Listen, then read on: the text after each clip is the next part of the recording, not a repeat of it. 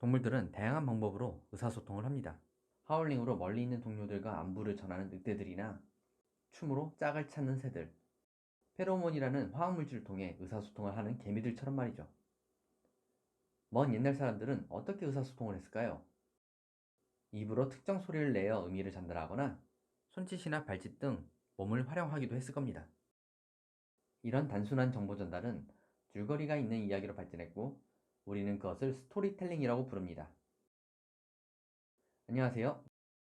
저는 웹툰 강사 커피덕후라고 합니다. 지금부터 이야기를 재미있게 잘 만드는 법, 즉 스토리텔링의 기초에 대해 같이 알아보려고 합니다.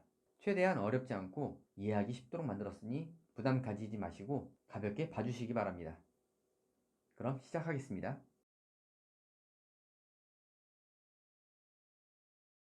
우리는 스토리텔링 시대에 살고 있습니다. TV에서 하는 드라마나 영화뿐만 아니라 회사에서 프로젝트를 진행하거나 이력서를 쓸 때도 스토리텔링이 필요하죠. 그런데 스토리텔링이란 건 대체 뭘까요? 스토리텔링은 스토리와 텔링의 합성어입니다. 스토리는 이야기, 텔링은 말하다 라는 뜻이죠. 간단하게 말하면 이야기를 말하는 것이 바로 스토리텔링입니다. 그런데 그게 전부는 아니겠죠. 사실 이야기와 말하다 앞에 생략된 단어들이 있습니다. 바로 어떤과 어떻게죠.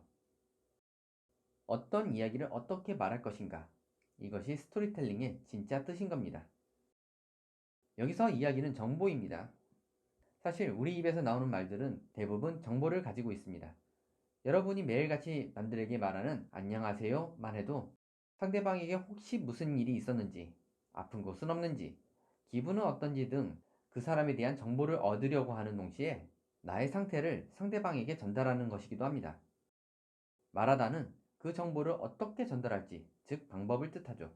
우리는 안녕하세요를 입으로 소리내어 말로 전달할 수도 있고 손을 흔들어 전달할 수도 있습니다. 스마트폰을 통해 문자로 보낼 수도 있죠. 이렇게 매일매일 대화를 통해 다른 사람들과 다양한 정보를 주고받는 우리는 언제나 스토리텔링을 하고 있는 것입니다. 자, 그럼 이번엔 인류가 언제부터 어떻게 스토리텔링을 시작하게 되었는지 알아보기 위해 국가는커녕 문명도 없던 머나먼 원시 시대로 가보겠습니다. 이 사람의 이름은 코커입니다. 코코 부족의 족장이죠.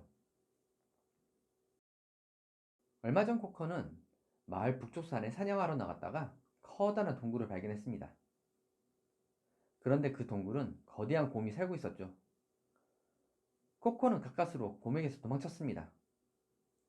마을로 돌아온 코커는 부족 사람들이 그 무서운 곰이 살고 있는 동굴 근처에 가지 못하도록 막아야겠다고 생각합니다. 그런데 문제가 생겼습니다. 부족 사람들에게 저 북쪽산에 곰이 사는 동굴이 있다! 라고 있는 그대로의 정보를 전달하면 호기심 많은 부족의 젊은이들이 기어코 곰이 사는 동굴로 찾아갈 게 뻔했기 때문이죠.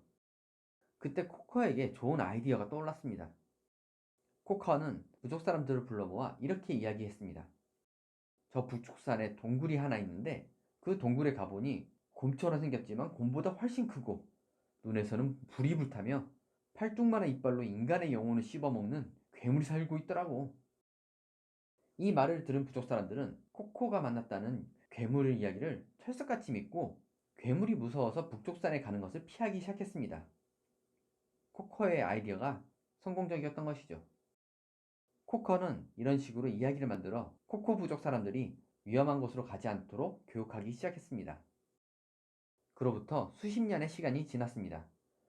북쪽산의 곰 이야기는 살이 점점 붙어 사실과 전혀 다른 이야기가 되었습니다. 이제 사람들은 북쪽산의 괴물을 쿰쿰이라는 이름으로 부르고, 쿰쿰은 용암에서 태어나 나쁜 짓을 한 사람의 영혼을 잡아먹는 신이 되었습니다. 마을 곳곳엔 쿰쿰을 그린 그림들과 조형물들이 세워졌고, 북쪽산은 신이 사는 신성한 산이 되었습니다. 코코 부족 사람들은 매년 가을이 되면 쿰쿰에게 제물을 바치기 시작했죠. 이 사람은 눈커입니다.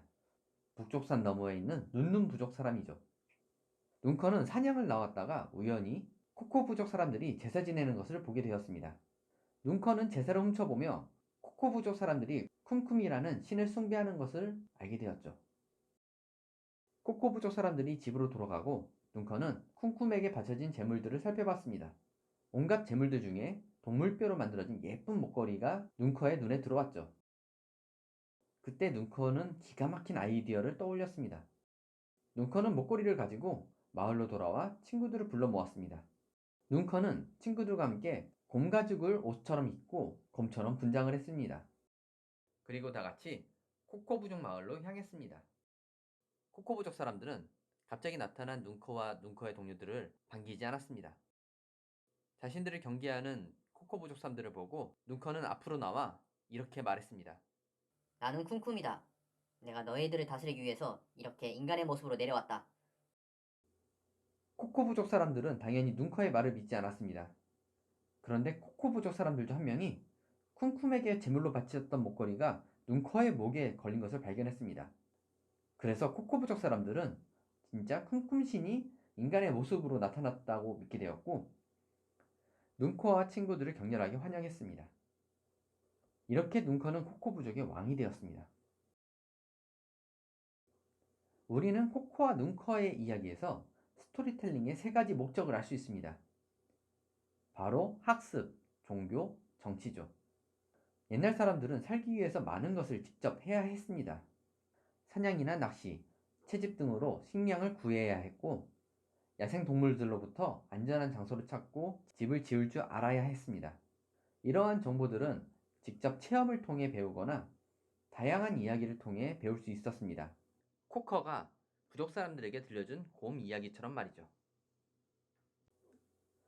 오래전부터 사람들은 있는 그대로의 단순한 정보만 전달하는 것보다 이야기를 통해 재미있게 전달하는 것이 효율적이란 것을 알고 있었습니다. 그래서 전달해야 할 정보 위에 상상력을 더해 새로운 이야기들을 만들어낸 것이죠. 이렇게 만들어진 이야기는 정보를 학습할 수 있으면서 간접 체험에 의한 즐거움도 얻을 수 있었죠. 이런 이야기들은 지금까지도 남아 구전, 전래동화, 전설 등으로 전해지고 있습니다. 그중 코코가 본 곰이 나중에 신으로 변하는 것처럼 어떤 이야기는 신의 이야기로 발전하는 경우가 있습니다. 그것을 우리는 신들의 이야기, 즉 신화라고 하죠. 우리나라의 단군 신화를 비롯해 그리스 로마 신화, 북유럽 신화, 이집트 신화 같은 유명한 신화들 외에도 전 세계 각 지역마다 다양한 신화들이 있습니다. 옛날 사람들은 신화를 통해 세상의 시작을 상상했고 사람이 죽은 뒤 사후 세계에서 심판받는 이야기를 하며 잘못된 행동을 하지 않도록 교육해왔습니다.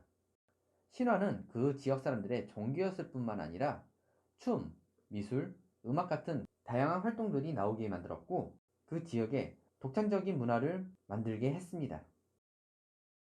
한편 눈커처럼 자신의 권력과 이익을 위해 이야기를 활용하는 사람도 있었습니다. 역사 시간에 배우는 건국 신화들을 보면 단군, 주몽, 박격허세와 같이 하늘에서 내려온 신의 자손이거나 알에서 태어나는 등 매우 특별한 탄생을 이야기하는 전설들이 많습니다. 나는 신의 자손이기 때문에 너희들의 왕이 되는 것은 정당하다 라고 주장하기 위해 만들어진 이야기들이죠. 항상 이런 방식이 통했던 건 아니겠지만 비슷한 왕의 탄생 신화가 많은 걸 보면 꽤나 효과적이었던 것으로 보입니다. 이처럼 스토리텔링은 다양한 목적에 의해 발달해 왔습니다. 스토리텔링이 발달함과 동시에 이야기를 전달하는 매체도 함께 발달했습니다. 문자가 없던 석기 시대엔 벽화, 노래, 춤, 연극 등 다양한 방법들을 활용해서 이야기를 더욱 실감나게 전달할 수 있었습니다. 기원전 3000년쯤에 언어를 그림 또는 기호로 표현하는 문자가 등장했습기입니다. 이야기를 글로 기록하면서 말로 전달하는 것보다 더 오랫동안 정확하게 전달할 수 있었죠. 15세기경엔 인쇄술의 발달과 함께 책도 같이 발달하게 됩니다. 인쇄술이 발달하기 전엔 책을 만들기 위해선 사람이 직접 한 글자씩 베껴 써서 책이 비쌌지만 활판으로 책을 찍어내면서 책이 저렴해져 누구나 사서 읽게 된 것입니다. 이때 등장하는 것이 바로 소설입니다. 신화나 영웅서사 같은 전사들은 오랫동안 그 지역에 전해져 내려온 이야기로 이야기를 만든 사람을 알 수 없지만 소설은 개인이 만들어낸 주인이 있는 이야기입니다. 그래서 소설의 탄생과 함께 저작권이라는 개념도 생겨났죠. 지금 우리가 살고 있는 현대에 들어서면 미디어가 발달을 합니다. 지금 여러분이 보고 있는 유튜브, TV, 영화, 웹툰 같은 것들 말이죠.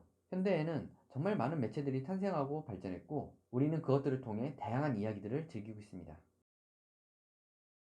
자, 간단하게 정리해 보겠습니다.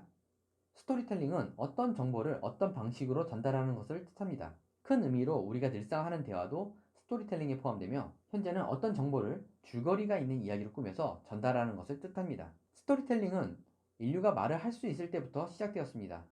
교육을 목적으로 시작되었으며 종교와 정치적인 목적으로도 사용되었습니다. 이것은 신화, 민담, 전설과 같은 설화로 발전하며 한 지역, 국가의 문화가 됩니다. 인류는 기술의 발달에 따라 말로만 전하는 구전에서 책, 라디오, TV, 인터넷 등 다양한 매체를 활용하기 시작했으며 지금 우리가 즐기는 소설, 드라마, 영화, 웹툰 등 다양한 종류의 이야기 방식이 만들어졌습니다.